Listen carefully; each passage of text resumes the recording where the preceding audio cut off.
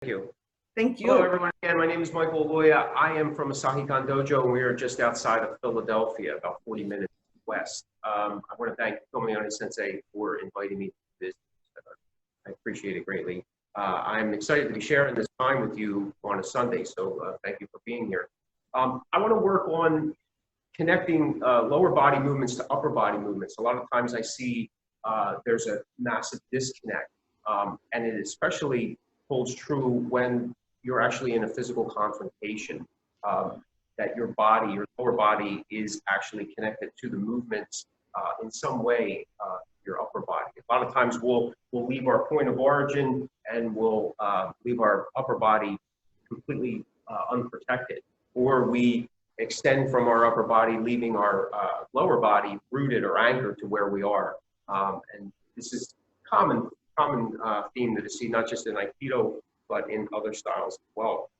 I know primarily right now, like everyone doing the Zoom sessions, that we are kind of locked into working by ourselves, or you may be lucky enough to have a partner or two who brave the storm and work out with you. However, I'm going to do a combination of both, some things that you can do solo and things you can do with a partner as well. I'm here with my son, Antonio. He's going to assist as a today. So I just start with some basic body movement just to kind of get into a rhythm for yourself, and just do a two-step tenkan, which is a circle step. And I'll try to move around the best I can to get the right angle for you. But if you take just the right stance and just, 1, 2, here, we're going back and forth, 1, 2, just kind of starting a rhythm with yourself, leading from your center. 12. Breathing as naturally as you can, keeping your shoulders dropped, your spine aligned. Getting into that rhythm. Next thing that you want to start adding in is actually some type of hand movement. So you can just, it's like, it's, just basic ushikomi, kind of like what shadow boxing is, what boxers do on their own. They're actually working through technique and kind of committing to it. So if we apply some add air technique and not just kind of like letting our hands just come up and something like this happen, but actually connect it to what we're doing and kind of maybe putting a technique to it, we can start applying both upper and lower body movements and getting into that personal state of rhythm that, martial arts people should be into to begin with. So if we would just do, say, lead hand followed by backhand as we move here and connect it and syncing with it here.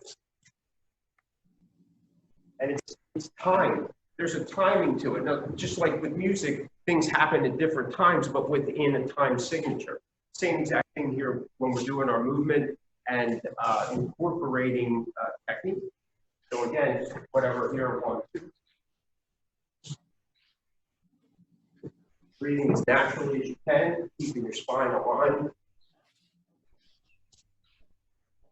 The other thing that we want to consider is that we change our vertical axis by sinking somewhat, lowering. It's actually easier to move, whether forward or up and down, through the movement, rather than just trying to force ourselves to stop and then change our position. It's actually too late. Again, we want to connect that with the movement that we're doing through that momentum.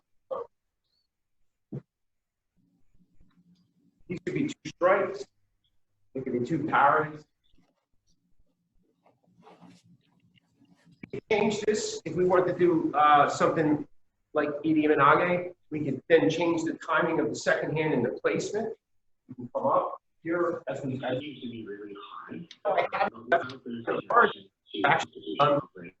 Health Director Randall Williams says the red zone designation is a warning sign, but is still hesitant to recommend statewide restrictions. Public Radio. Nearly 10% of Missouri and Illinois residents have no or slight confidence in being able to make a rent payment this month. That's according to a somebody need.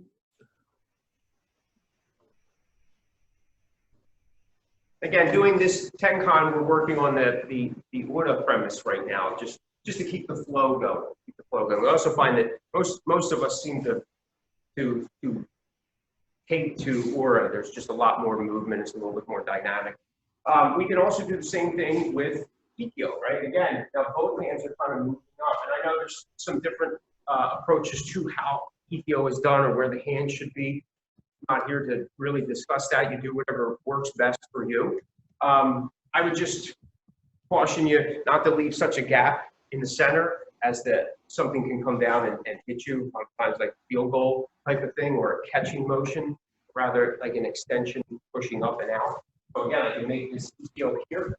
And notice what's happening is that everything's returning back to center, so my hands have some type of connection to my lower body movement. And there's a timing. As I finish the Tenkan movement, I'm sinking and my hands are coming into placement so I can kind of control uke at that point. He's not placing. So I'll do just a demonstration of those three movements with uke. Okay, so let's move up. So just show that. So it's here. There's the first movement where we kind of 1, 2.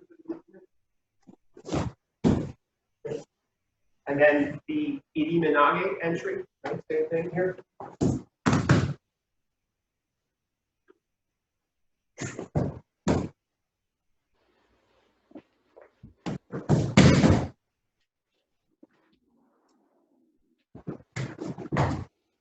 Again, I'm syncing with it to maintain control, not only for uke, but for my movement as well. I need to be balanced as best I can, because anytime I move, I'm actually putting myself slightly out of balance. And it's not about how often, it's about what, if you do lose balance, how quickly you can regain your balance. So if you use your tools through that movement, you'll be able to do that relatively quickly. And then with the EPO, again, it's here now. And I'm just getting control right now, so I'm not separating. And this happens, excuse me, quite often with EPO. I start to make the turn, my center has already left the technique, and now I'm ahead of it, and I'm starting to move. This happens quite often. Same thing happens with Iriminage. I come in, and I'm already turning. Now notice that my vertical axis has already been pitched. If he falls into me, either on purpose or accidentally, all my power is just going. It's gone. And not to mention my stability, I'm probably going to fall over. And then I have to resort to something like pulling and yanking. So I want to avoid that if I can simply just time my upper and lower body movements and sink at the end. And of course, the more I sink, the more impact to that ending movement or that anchoring for that brief second I'm going to have. So again, all three. 2. Right, which then I can, from that point, I'm already set up to do something else, like a really good game of pool. Iriminage, right? Whether I'm going to enter back in or turn again, follow something else. And then, so I'm going to run through them a few times. If I'm, solo, I invite you to do the same, just so that you can see it. That's just working on some basic ideas of connecting the two upper and lower body through your movement. And you can apply any technique that you want simply by changing hand orientation. So if I wanted to deal with, let's say, ski, T real quick. If I wanted to deal with ski and I'm using the two-hand method, connect both sides of my body, left and right, rather than traditionally people come in here with a single hand, I'm actually using this is as a kind of wave motion, right? So it's here. Okay, and again, it doesn't have to be Kotegaeshi, it could be Sumio Tush, it could be Uchi Hijiate, it could be anything you want it to be.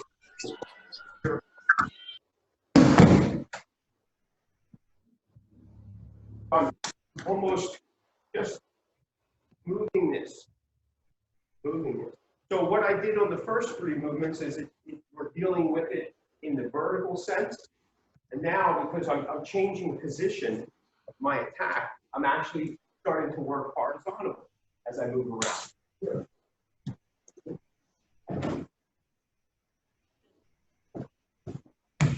Back to vertical. Okay. So again, you can just start applying that practice to get that timing. It doesn't have to be done fast. If you are working with a partner, I would just work through it, not rushing, not trying to do it as fast as you possibly can, focusing on each movement as it happens. I truly believe that you should be able to stop at any one point through the movement and be in balance. If you're stopping and you're slightly off balance, either you picked the wrong point or you haven't been in balance to begin with. So something's not lining up, upper and lower body. So these are just ways to connect first with yourself before you get to connect with your uke or your opponent attacker. So I'm just going to do a couple on my own. Again, I encourage you to do some as well. Yeah.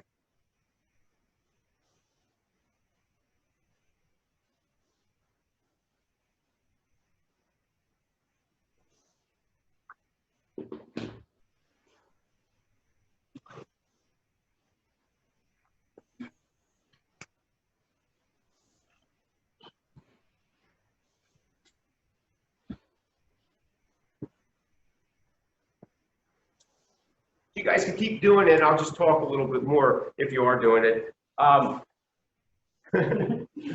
have some people here in the room as well, so it just helps me get a little bit more comfortable.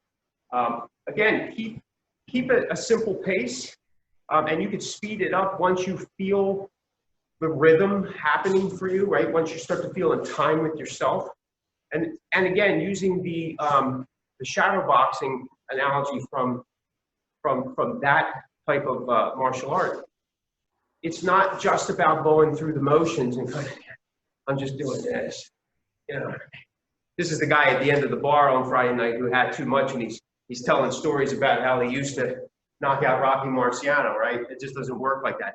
But you got to get into it. You get into your stance. That means muscles are starting to do what they're supposed to do, right? You're getting into the position. And again, with Aikido, we're supposed to be more relaxed. But yes, when we move, there has to be some kind of muscle action happening, right? There has to be something happening so that we put it all together. And we go through that a few times. In a series, you should be able to feel it in your breathing. You should be able to feel it in your legs, in your back. And it's a good feeling because you're working, breaking the sweat. So don't just go through motions here. This may be good real quick as you're trying to put it all together. Okay, let me see, I'm doing this and doing this. But when you actually go to practice it, just like you would with technique, you need uke to commit and nage needs to commit as well.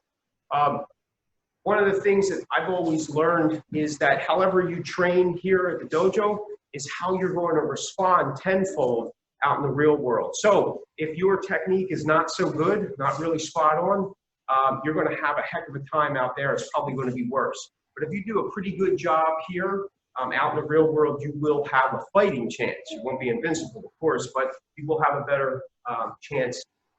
Your survival rate does go up. So just some training things that I put into play as I'm learning new things and still working on some of the stuff that I've been working on for a lifetime. Once we achieve that connection with ourselves, we want to then be able to do that with uke, right? And we want to be able to do it with a variety of uke, right? One of the beauties about Aikido is that we get to work with a variety of partners, sizes, shapes, and ability, and it constantly tests what we're doing. And it's a good test. We need to learn to modify and adapt what it is that base technique is. Not necessarily compensate for it, because compensation is a lack of knowledge, but modifying and adapting the technique is having a good grasp on what it is. It's kind of like what they say, to break the rules, you got to know the rules, that type of thing. Same idea. So this next piece does require a partner. However, you can still do it at air if you're feeling that timing. Just to note that a lot of what we just did, that Ushikomi, the fitting in type of thing, the solo, you could do that with a weapon, of course, right? It just adds a little bit of tangibility to what we're doing. You can see it, you can feel it if you're working solo. I would recommend more so doing it with the Jo because you have a little bit more variety with Jo. Both ends can be used. You can pull it, you can strike with it. Sliding, to me, it represents more of what Aikido is because it is universal more than just the sword itself. So because there's a singularness to the sword, however with the Joe it's sword. But Tisan, please. So with a partner, again, thinking about the idea of music, from my experience, music has two variations in the way there's usually a hop or a sway. And then everything else is kind of built around that, and then they're put together or something. This is just general, I'm just making it really basic, okay? Hop and a sway. And then there's different styles achieve the sway slightly differently. They achieve the hop slightly differently. Same thing happens with our movement, right? So if we connect here, okay, and this is kind of almost like a sticky hands type of scenario, and you can find your own variation play on it as well. So again, just something to work with. Here we make this connection, and we can kind of sway back and forth, right? And then we can start going up and down. We want to actually work a couple different planes to control your uke rather than just one plane. So that means we're breaking their balance in multiple planes, so we have a better source of control to complete the technique, whatever that execution is. So this then now develops a rhythm between me and my uke. This is not as easy as it may seem, simply because their mindset may not be connected to my mindset. Their rhythm patterns, not everybody has that natural rhythm. It has to be kind of worked a little bit. And in this case, it's sometimes a person that may have the better rhythm. I would suggest that you help the other person along by working with them at their level, give them that opportunity and experience. So if I start moving up and down and back and forth, I'm actually encompassing through the movement. And then, of course, I can start doing circular motion. And notice I don't take my center too far out, because that just creates a blind spot for me, and it creates an opening for uke or my attacker to take advantage of. So I can move back and forth, and then we're just going to work using Ikkyo right now. So I would move when I connect to the motion. Now, whether that's forward or backward, doesn't matter.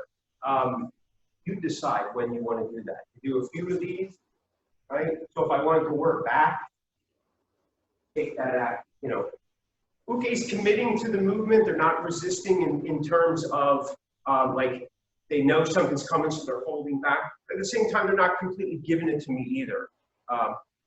We want to avoid just giving technique away. Maybe for a dead beginner, let them feel a little bit so they can understand it. Somebody that's been training for a little longer, we want to get connected to it. Here, and I move in. This is the time that I need to. My center is into this here, being real relaxed. What I want to make sure that's not happening is that he pushes in and I pull back, or I receive the energy, is that I don't want to get caught here. So I have to keep some type of bubble between the two of us, or between the center of the technique and me, because this is my safety zone. Aikido primarily works in that mid-range, right? Long to mid-range. So here, move, long to mid-range, right? So we have this. Well, unfortunately, that's not reality, right? Real confrontation, deadly confrontation, it happens right here. This is dangerous. So what we're doing is, if we're starting at this point, which is just in between mid-range and close range, I need to learn to understand about maintaining some type of range. This is boxing range, right? Okay? So with that, when one boxer moves, the other boxer moves, either creating more space or maintaining the space. It all depends, right? In a real confrontation, probably what Tisan just did is the best move. Create as much space as you possibly can for escape. However, if you have to engage, I can't hit him back here, right? Unless I was Dr. Shock and I could do this. And I haven't received that black belt yet to do it. That's a joke. So it's connected here. And I'm back and forth and I move. Now I can start to do aura from here. And again, it's just fitting in. Yes, everybody knows these techniques. A lot of people tell me Ikkyo is first day stuff. I get it. But that connection is where we all tend to struggle. And maintaining that connection with a large pool of uke, different places. So now if I just connect this and now I'm making circular movements, again, not taking my center completely out here because it's right there that I would lose it. Yeah, either in reality, he's going to hit me or he would take me into some, Aikido technique. So here I'm moving. So I'm moving in a horizontal circle here, but I can also then lower myself as I do this. Right here, and then I can move in again. So I'm getting the feel for both movements or the combination of movements. And again, this doesn't have to be ikkyo, right? It could be, I'm here, I'm going back and forth, up and down, right? This could be tenkan, and I sing. Again, I'm starting to build up momentum in that little bit of movement at first. There's momentum in there. I just have to connect with it correctly to be able to utilize it to my benefit. So we just feel back and forth here, and we roll, right? Before any technique's actually happening, now I'm going from inside out, or I can go from outside in. That's just perspective based on noggin, right? So it just changes here, right? Notice what I'm doing is I'm trying to push in a little bit more. Create this, notice I'm trying to create my space, and I'm trying to hinder his space. Here.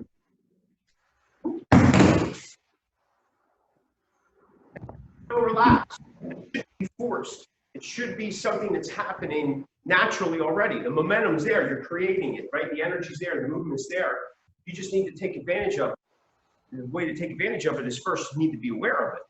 And it starts with us first, like those Ushikomi movements. And again, they could be anything. You can come up with your own system of how do I become aware of my personal movement, my personal space. In Yoshinkan, they do, kamae here, right? And a lot of people go, well, that's not a fighting stance. Well, they're right, because it's not a fighting stance. What it really is, it's more of like a preparatory stance. And it doesn't have to be physical. It's mental and spiritual as well. Because if I'm in an oh crap type of moment and somebody attacks me, and I quickly do this to protect myself, my training should kick in and my kamae state should come back. So it's like, and then I can follow it. Rather than me continuing to hold this position, oh, it's here, and he's got me, and now I'm fighting, and he has me, right? So my training, as we said earlier, will kick in, and it will either benefit me or it will hinder me. So that's how important I feel it is to be connected to what you do, what the movement is, and how that applies, right? You need to know where your strengths and the things that aren't so strong for you, right? So that you can improve them. Both, right? One will help the other improve. So again, we go back to this idea. If I then start to put the Ushikomi solo practice together along with this connection exercise, the sticky hand exercise, whatever you like to call it, right? And I start thinking about what my upper and lower body is going to do. Well,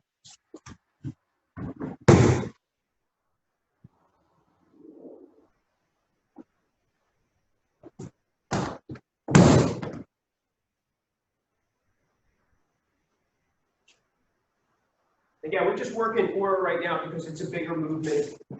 You can achieve a lot more of it. You can really feel the dynamic, right? It's always good to start big and then funnel down to the more simplistic movement, so you can understand the dynamic. But as we start to funnel it down, we want to keep that dynamic and lessen the movement, so we're more efficient and effective, right? And it really comes down to the mechanics of it.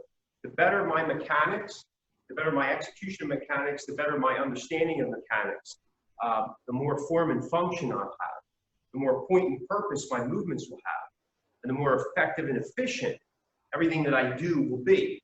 It doesn't have to be a lot, it could be just a little. It could be as simple as the attacker's coming in and you just move offline.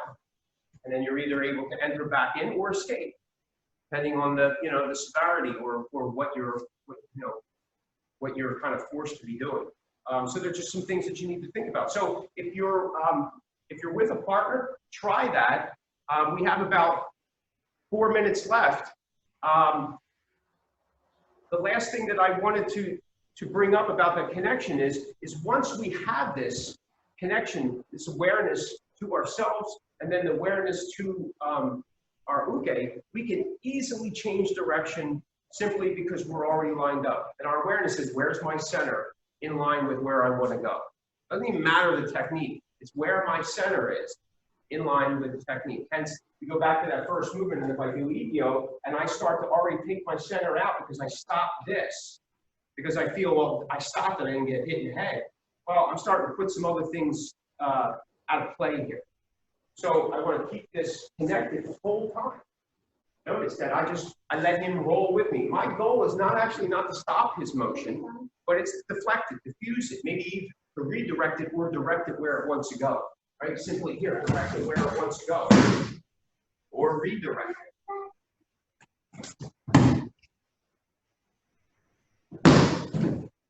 So using this exercise, and just complete with this, here as I'm moving, if I want to do EDO, but I want to go over there because I know that's where the next set of bad guys are, well, I would just turn and move, right? So you're using a combination of mote, of aura, but it's all connection to where we're at. If I want to go directly towards the camera, I just move my center, relax my knee, open up my hips, and I move towards it. If I need to make the energy go behind me, you know, whatever it is, up and down, it doesn't matter. Here, I move, and I turn. But again, it's about aligning your center to where you want to go, what you want to do. And the bottom line is if I'm aware of my position, my movement, and the connection I have of them, both top and bottom, mind, body, and spirit, I can easily then connect to that energy or motion of my uke or attacker. And that's it. I'm going to leave you with that. And again, I thank you. I know we have about a minute and a half or so, but you know, I've always learned to end early and you're always on time. So thank you for spending this time with me. Sensei, thank you so much for the invite. I really do appreciate it.